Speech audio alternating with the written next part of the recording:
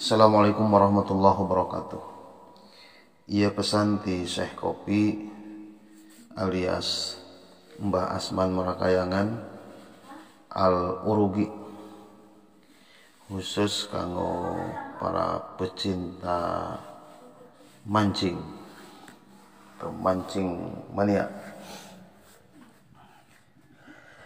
Ia pesan di Syekh Kopi ditulis sabari ngopi, kerja manu boga hobi mancing di jangari.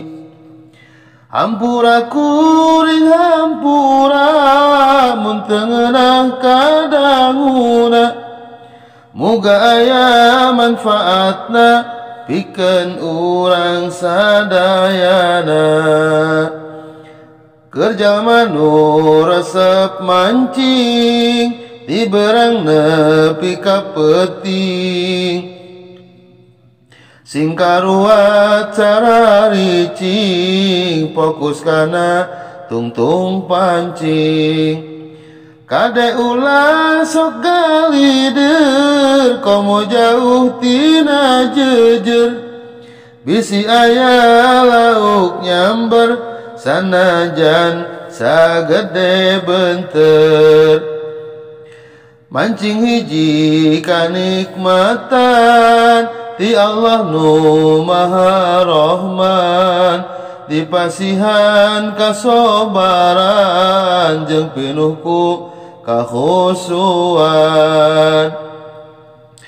Kada bisi para roho mun rek mancing mawa kejo, lamun resep ngara rokok ngara irit mah kubako.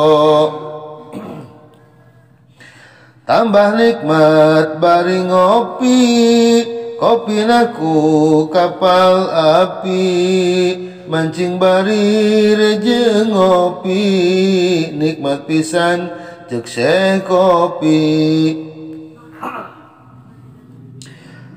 Tempat mancing na pilihan, kade tong asal-asalan, pilih nu loba laukan, lain nu loba sampahan.